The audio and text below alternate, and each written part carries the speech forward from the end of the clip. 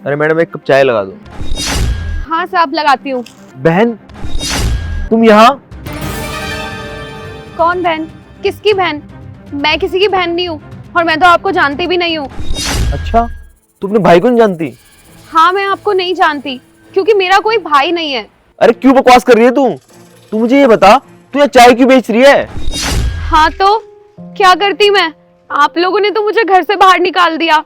अपना पेट पालने के लिए मैं कुछ तो करती ना। घर से बाहर निकाल दिया? अरे हमने कब घर से बाहर निकाला तुम्हें? ये बात ना आप घर जाके भाभी से पूछो, जिन्होंने मुझे घर से बाहर निकाल दिया। उन्होंने एक बार भी नहीं सोचा मैं कहाँ जाऊंगी, क्या खाऊंगी, कैसे रहूंगी। अरे क्यों बकवास कर रही है? वो क्यों घर से बाहर निकालेगी तुझे? अरे भैया, जितनी शरीफ भाभी दिखती है ना उतनी है नहीं, और वो तो हर वक्त मौका तलाशती थी कैसे ना कैसे करके मुझे घर से बाहर निकाल दें। और जब आप बिजनेस ट्रिप के लिए बाहर गए, उन्होंने सही मौका देख के मुझे घर से बाहर निकाल दिया। मैंने उन्हें समझाने की बहुत कोशिश करी, लेकिन उन्होंने मेरी एक नहीं सुनी। देख लिया मैंने कैसा होता है परिवार। उन्होंने एक बार भी नहीं सोचा मुझे घर से बाहर निकालने से पहले। मुझे अब किसी पे विश्वास नहीं है। उठ गया मेरा भरोसा हर चीज से, और मैं समझ गई मेरा इस दुनिया में कोई नहीं है। लेकिन वो तो मुझे बोल रही थी कि तू गांव में गई हुई है चाची के पास। हाँ तो देख लो ना आप, कौन से गांव में हूँ मैं।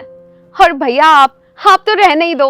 आपने एक भी बार कोशिश करी कि आपकी बहन कहाँ पर है, किस हालात में है? आपने एक भी बार कोशिश करी मुझे ढूंढने की या पता लगाने की कि मैं सच में गांव में हूँ भी या नहीं?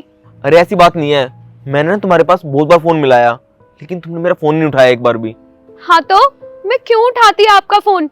और जिस परिवार ने मेरे बारे में एक बार नहीं सोचा, मैं क्यों रखूं उनसे कोई रिश्ता? भैया आप खुद ही सोचो, जिसका भाई इतना पैसे वाला हो, उसकी बहन को यूं दर दर की ठोकर खानी पड़ रही है। बहन, मैं ऐसा क्यों चाहूंगा कि तुम मुझसे अलग हो? और अगर उसने ऐसी हरकत की है ना, तो मैं उसे कभी माफ नहीं करूंगा। भैया कुछ नहीं होने वाला, ठीक है? आप छोड़ दो मुझे मेरे हाल पे और जाओ यहाँ से। ये क्या बकवास कर रही है तू चल मेरे साथ। भैया मुझे नहीं जाना आपके साथ। मैं बोल रहा हूँ ना, चल मेरे साथ।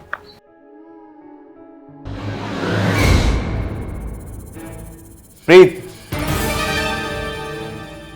हाँ अभिषेक बोलो। प्रीत, साक्षी कहाँ है? अरे आप अचानक से साक्षी के बारे में क्यों पूछ रहे हो? मैंने आपको बताया तो था कि वो गांव गई है अपनी चाची के पास। अच्छा, तो साक्षी गांव गई हुई है। साक्षी, तो ये कौन है? अभिषेक मैं तुम्हें बताने वाली थी। प्रीत, तुमने मुझसे झूठ बोला कि मेरी बहन गांव गई हुई है। मुझे मेरी बहन रास्ते में भटकती हुई मिली है। अरे मैं पागल था, तुमसे प्यार करता था, तुम्हारी बात का विश्वास कर लिया, और मैंने एक बार भी कोशिश नहीं की ये जानने की कि मेरी बहन कहां है। प्रीत, तुम्हें पता है ना मैं अपनी बहन से कितना प्यार करता हूं, और मुझसे अलग नहीं रह सकता। फिर तुमने ये क्यों किया? क्योंकि अभिषेक ये तुम पे बोझ बनी हुई थी।